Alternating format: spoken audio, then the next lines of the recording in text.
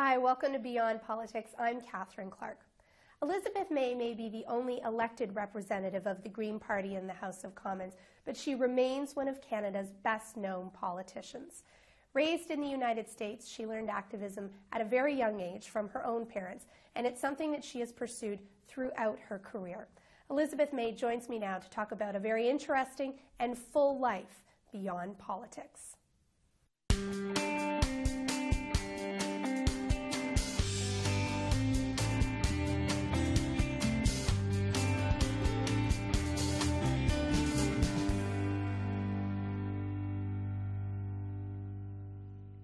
Elizabeth May, welcome to Beyond Politics. It's such a delight to have you here. It's wonderful to be here. Thanks, Catherine. We've been trying to set this up for a while. I was trying to come into your riding and to get a chance to go around in your riding and see how things work there. But we've set it up here in Ottawa, and it's just great to talk to you. Well, you do have to come to Saanich Gulf Islands because it's the totally most gorgeous part of the country and very welcoming, and it's fantastic for a vacation. So next time, when you come, you know what we'll be working. Okay, I can come for a vacation. And so I realize I'm channeling Eartha Kitt. I mean, this is not my regular voice.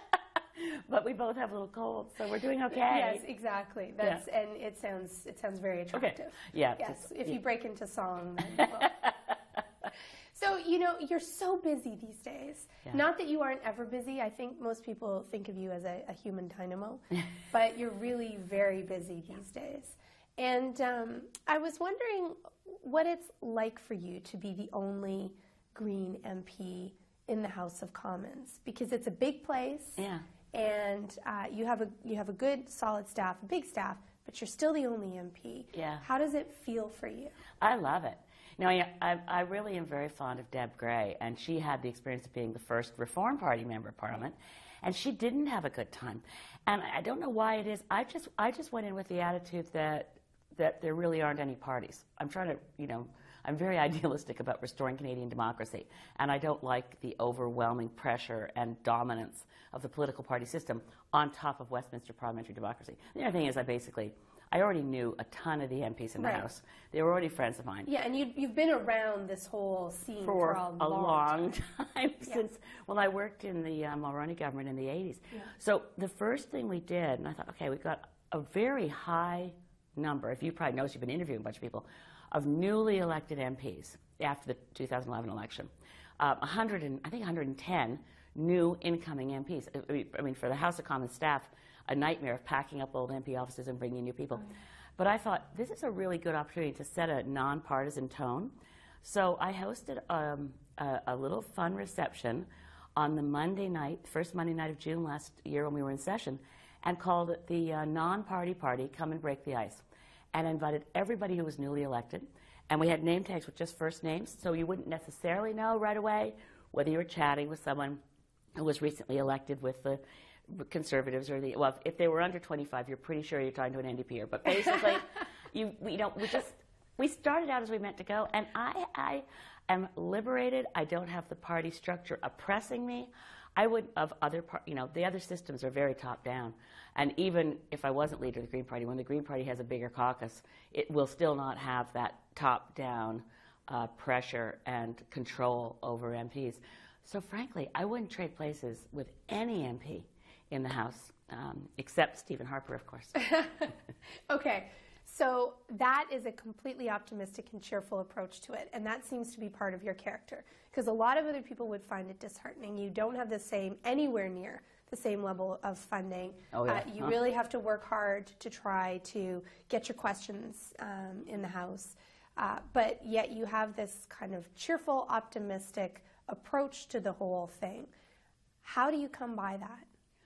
Oh, I don't know. I'm very, very lucky. I think I think people, to a large extent, we're born. I mean, I feel that I'm genetically an optimist.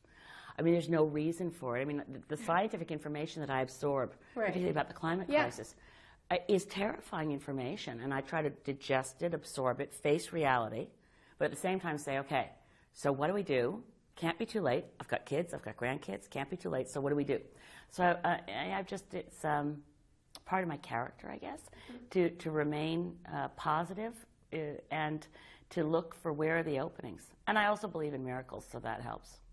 Well, I suppose That's something that gets you through every day. I mean, like I fought environmental campaigns where I can remember so many times that we'd sit down, there'd be always somebody in the room who said, oh, we got to face facts, you know. We got to compromise our position on this because there's no way, it's impossible we're winning this. So let's figure out where the, and I always said, look, it's for other people to figure out where the compromise lies. We have to believe that the impossible is what's going to happen because everything seems impossible till after it happens. And then people say, oh, well, yeah, sure, the Berlin Wall fell because, oh, sure, Nelson Mandela got out of jail and became the president of South Africa because it already happened. But when he was in jail, did anyone think he was ever going to be the president of South Africa without apartheid? So I don't restrict my thinking by the assumptions that what we see in front of us is immutable. Everything can change. And as you know, in politics, it often does. And then people say, oh, who would have imagined that? But okay, it happened.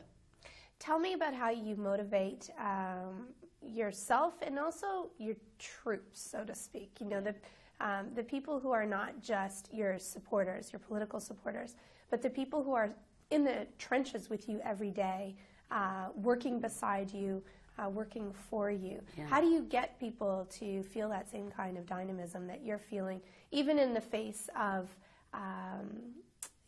less positive thinking? Well, you know, I'm very, very fortunate, but same thing with when I was running Sierra Club of Canada. The people who wanted to work for us were very also motivated and idealistic. So you start with, and sits especially in my member of parliament office and in the Green Party, nobody's going to join the Green Party because they're out for power and money. Okay? So the people who are attracted to working with me and for me and in that space are looking to make history. It's the most exciting, dynamic MP office on the Hill because we tackle every issue. And we've got a teeny little space, absolutely crammed with people. Yeah, I've heard you've got like 8 or 9 desks. And so I don't have room. There's not room in my office for me to have a desk, right? So where do you do your work? In the House of Commons, at my desk, really? In the far corner. I mean, I'm there when the mace comes in the morning, and I generally am there until the mace is marched out at night. And so you can literally sit at your desk the whole day and do your work? Well, it is important to get up and walk around now and then. But yes, I'm at my desk. And thanks to the advent of little, gizmos, blackberries, my staff, and they're not far away, they're on Confederation Building. I'm sure they get a lot of exercise because I saw they say, oops, the debate just moved on to this. Can you pull some research and ask someone to bring it up to me? So I've got really great, dedicated, wonderful staff and a ton of volunteers. We recruit from the graduate programs at local universities and say, if you want to have an experience on Parliament Hill, we'll take interns. So when we have staff meetings, there's no room for a staff meeting in the office.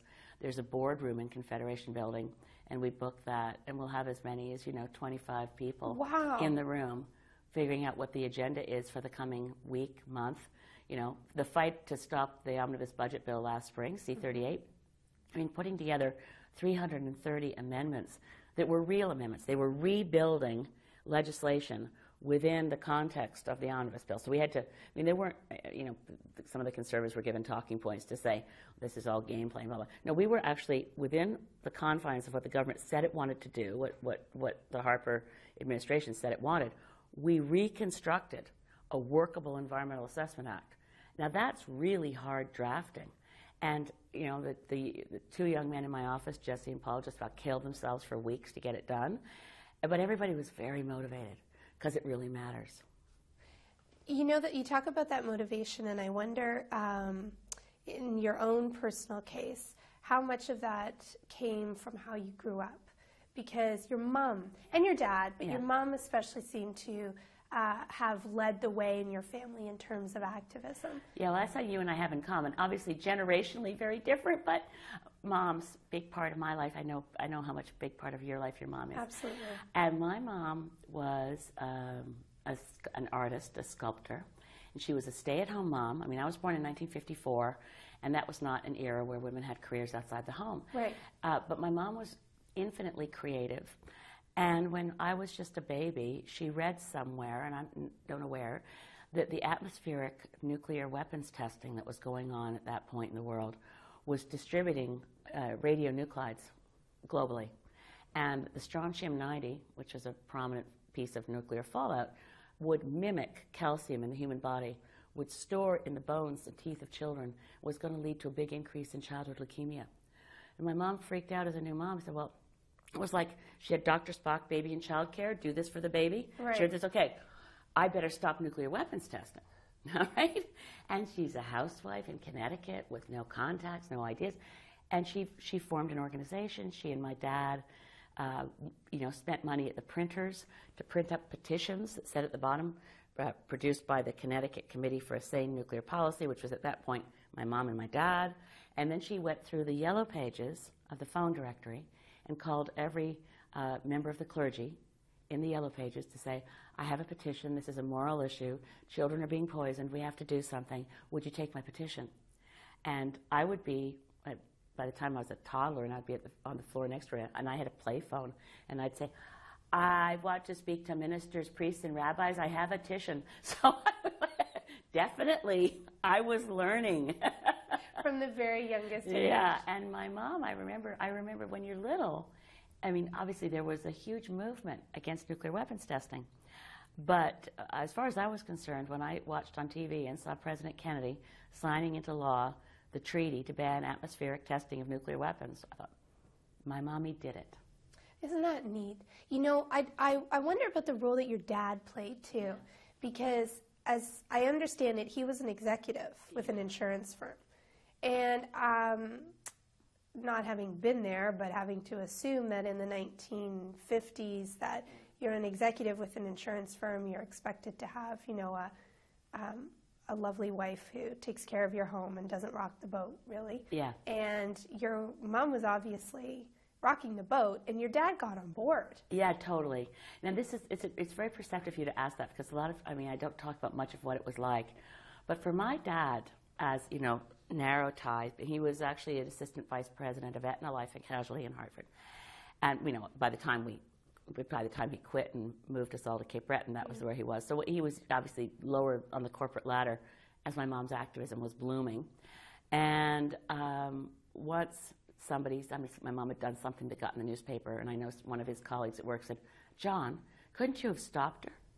And he said, stopped her? I sent her. Wow, good for him. Yeah, he was very... Did he take more flack for that then? Yeah, because, my mom once, she got so sick of being... This was in the 1950s in the U.S., which, of course, you'll remember, was the Red Scare. So here she is protesting nuclear weapons testing, which in that context was commie sympathizer. Right. So we would get phone calls at home late at night threatening our lives and stuff. It was ridiculous. So she used to take the phone off at night so that people just get a busy signal. But in that context, she thought once, I can't stand it that people don't understand that I'm just as much against the Soviet Union testing nuclear weapons as I am against the U.S. testing nuclear weapons. So to prove it, the Soviet Union was about to do I think it was a 100 megaton test in the atmosphere. I was in grade 1. My brother was in kindergarten. She decided she was going to go down to New York City, sit in front of the Soviet embassy to the UN, and be on a hunger strike. So, of course, that got in all the papers. And people were just, they couldn't figure it out. And moms didn't do that. I mean, she took us out of school because she couldn't figure out, my dad couldn't possibly have dressed us, gotten us to school or anything like that. It was like people assumed, because my mom was very oblique about it. She told her friends, I'm just going away for a while and I'll be back. Well, of course, John and Stephanie must be breaking up. She was very odd when she told me the kids were leaving school for a little while and she didn't know when she'd be back. So, that's an unusual role model in a mom for sure. And my dad's still living. My mom passed away 9 years ago. My dad has dementia now. But there's never been a time that, and in my activism too, we lost our land fighting Agent Orange. And he said, if we save one person from getting cancer from having Agent Orange sprayed near them, it's totally worth it. Because that's when I felt that I'd really gone too far, because I cost my family too much. Right. And both my mom and my dad were solid. That's remarkable that you have such a supportive family structure. Yeah. Because the social pressure could really have disintegrated that, and obviously it just made it stronger. Yeah, I'm blessed that I grew up knowing that, two lessons, right? One, you can accomplish absolutely anything. And my mom used to have the addendum, you can accomplish absolutely anything. If you don't care who gets the credit. But the other thing is, one person can make a difference. Right. The other thing was, to know that you're completely supported and you're loved all the time. I think this is the most important thing we can give our children, is that they know, particularly, from birth to like age 3 or 5, they really solidly know you are the center of your parents' universe, you, that little loved person. So I got a tremendous dose of, for all my life, I've always known, and I'm very close to my younger brother, that my family is a unit and we love each other and will always support each other. You've raised already the fact that your family moved to Cape Breton. Yeah. So I'm running, did they get, shuffled out of town for all this activism? No. Or did you, what happened that led you to leave this comfortable life and go to Cape Breton? I know. Love at first sight is the best explanation. Really? Well, part of it was the political context. I mean, my dad was from the UK. He'd grown up outside London. Right. He'd never been all that much a fan of living in the U.S. Actually, when my parents first married, they went to live in England for a while. My mom didn't like it because women were treated as, perceptibly differently in those days as second-class citizens in the UK. Drove her crazy. So she said, no, I'm not willing to live here. So they came back, and there was always an uneasy tension around, England or the U.S. And then there was the war in Vietnam.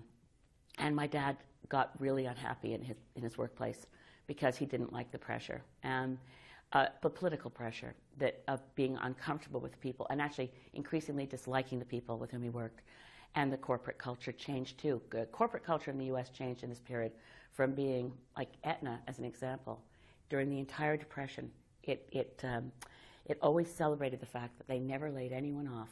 Through the whole Depression, from the CEO down to the janitors, we tightened our belts, we got through it, we didn't lose anybody. And the corporate culture changed in North America to where CEOs get huge bonuses for laying off people. That change, that ruthlessness that crept into corporate culture made my dad really unhappy. So anyway, we went to Cape Breton on a holiday in 1972 and fell in love. And to my shock, my parents suddenly bought land, bought houses, and the next summer said, okay, we're moving. Wow. Yeah. That must have been a real shock. How old were you? I was 18 on our first visit and 19 by the time we moved for good. Oh, my gosh. Yeah. Wow. And I was thrilled because I fell in love with Cape Breton, too.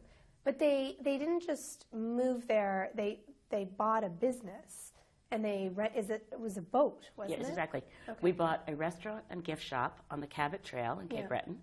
It was a restaurant on board an old Blue Nose fishing schooner, right. So it's just so right in the mouth of the Margaree River, like totally gorgeous. And my family knew exactly nothing about how to run a restaurant and gift shop. My dad is a brilliant accountant, and he could keep track to the penny how much money we were losing. Like, he kept great graphs and charts of this year versus last year. And were you losing a lot? Oh, yeah. We borrowed money. Our house didn't sell in Connecticut for 2 years, which was bad. We borrowed money when we moved, and to be supportive of our new country, we borrowed money in Canada when, believe it or not, the Canadian dollar was worth more than the U.S. dollar, and then we paid back, So we ended up basically being, at the end of our first year in business, a couple $100,000 in debt. Oh, my goodness. Yeah, with no income. We had a great inventory of woolen blankets and kilts and Scottish jewelry. Were warm. Yeah, well, we couldn't use it. We had to sell it, but you couldn't eat it, right? You can't eat your woolens. And so my parents had always thought that I'd continue in the university, but we couldn't afford it. And so I waitressed and cooked for my 20s, and I went to law school without an undergrad degree. How did you do that?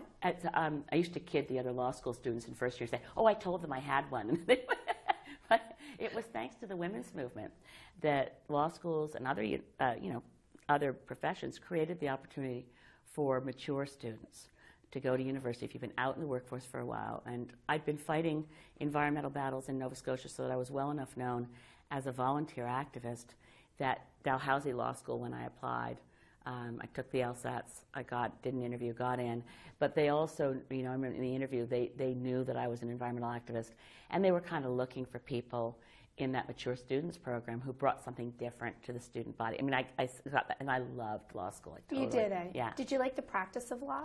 I loved it, totally. You did? I love litigating. Okay. I love getting someone on, it's terrible how much I love getting someone on the witness stand for cross-examination and creating the little box, and they don't realize they're in it till I close the door. I loved that. Probably helped me in debates and politics. I'm sure it helps you right now in your job. But, I left the practice of law when Tom McMillan, who was Minister of Environment in 1986, asked me to come work in his office. And I couldn't see a good reason to say no, because it might, at the time when he was offering it, and I remember I said to him, but you know, I'm not a member of your party even. And he said, you're not a member of anybody else's party, are you? And I said, no. He said, well, then okay, that's good. So I thought, if I've got a chance to actually help do environmental, make environmental progress, working for a minister who's obviously a very sweet man, I should try. So that's when I left law and went into working in government. Did you take flack for that decision? Absolutely. Absolutely. I was accused by people in the environment movement of being a sellout, of being corrupted by power, because, I mean, can you imagine going to work in the Mulroney government from the environmental movement? But I also had a lot of support from people who said, well, you know, give it a try. I said, well, you know, I can always, if I feel that I'm compromised ethically, I'll quit. And you did. Sadly, yes. But I had 2 years of solid, good run. Yeah. And doing tons of good things. Yeah. And it was, you know, it was a very unfortunate thing that permits were granted that broke the law, and I felt they broke the law, so I quit. Yeah. Yeah. You've been an activist throughout, really, your entire life. I mean, from that moment with the Fisher-Price phone beside your mother until now. Yeah. And there's no end in sight. No, I hope not. And, yeah. There isn't. I mean, Fingers crossed. A friend of mine says, you know, none of us are getting out of here alive. Yeah, true. Yeah, No. So, but a good long run to come. I hope it's a long time in the future, yeah. So you have this streak in you which allows you to keep trying to make a difference. Is it ever disheartening when you're faced with all the evidence that you talked about earlier? Yeah. And, you know, the evidence of climate change and dealing with other parties and other people who don't share your opinion. Seeing, from your perspective, the country going in a direction that you don't approve of. Is it disheartening for you as an activist?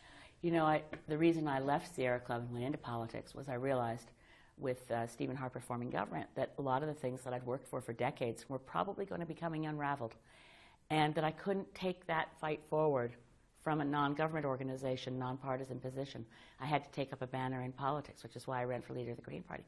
But, you know, it is disheartening. On the other hand, there's a lot more hope by being in Parliament.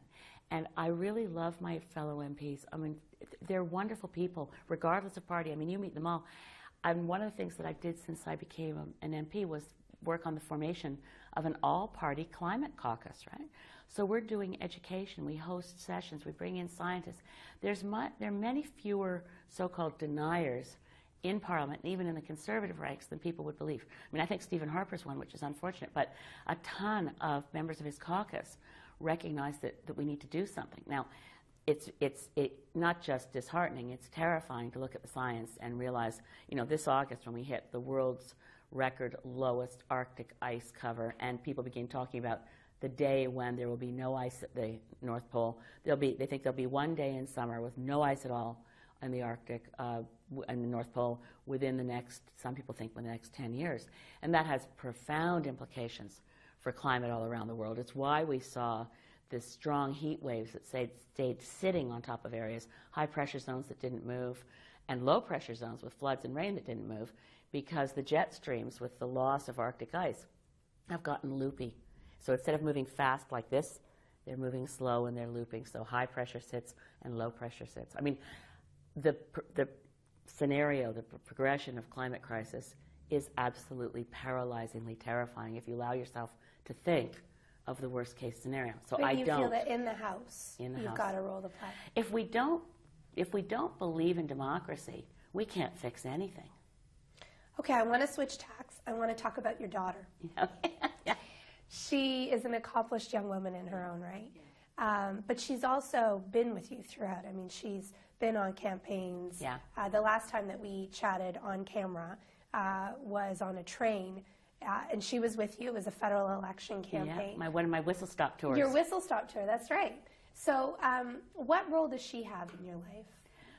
Well, you know, she is my life in a lot of ways, right? And I should mention, I have 3 older stepkids who are her half-siblings, who I absolutely adore. And you have step-grandchildren. Yeah, I have 7 step-grandchildren. So I've got my oldest stepdaughter is in Toronto, married, and 2 kids. Well, actually, she's committedly unmarried for 25 years. Oh.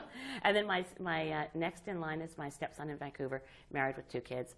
And my youngest stepdaughter is married with 3 kids in Haliburton. And I adore them all. And we're a close unit as a family, which is also really important to me. But my youngest, Victoria Kate, is at 4th year right now at King's in Halifax studying philosophy. And basically, it's like, well, she's everything to me. I mean, she's my, I'm so proud of her, and she gives me such joy, and she gives me such support.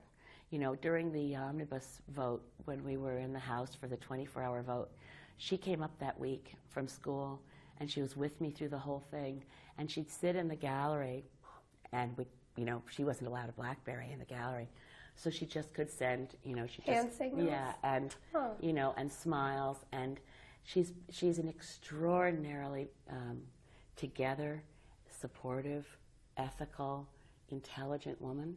And it's hard for me to get used to the idea she's not my baby anymore. Oh. She's a grown-up 21-year-old woman, and she's also I couldn't be Halifax, proud of her. And your riding is in BC. Well, I live in Sydney, BC, and my daughter, at least for the time being, is in Halifax at school. But her graduate school ideas are all outside of Canada. So I'm like, no. Please just let them be in warm locations you can go for a holiday. I want her to go to UVic. Come home. So I've heard that you have a terrible fear of flying. I do. How do you possibly manage? Well, I like to say I'm fearless and I'm afraid of nothing. On the other hand, when I'm on an airplane, I figure that as a religious person it's good because it brings me closer to God. I pray constantly on every flight. Every time really? Yeah. People who've ever sat next to me, I mean, complete strangers can tell you that if there's turbulence, like, do you mind if I hold your hand? Okay, we'll get through this together. I mean, it's really terrible. And I'm flying all the time. And is it true that you don't sleep before flights? You're so nervous? I can sleep before a flight. I just can't sleep on a flight. Okay. So I watch movies. I try to distract myself totally by multitasking. So I try before takeoff to get a movie going, and then as soon as I'm allowed to pull my laptop out, I write my blogs and I write articles and I do stuff I work the whole flight and try to keep a movie going too. And if I can possibly manage it, to eat something off the corner. And then I forget I'm on a plane unless the turbulence gets bad. Wow. Well, and I'm doing all that in economy.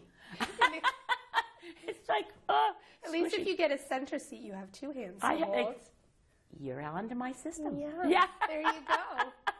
It's true. I've been in center seats way too often lately because of the long flight out to BC. Well, I guess if you had a choice, you'd choose the one on the left. That's right.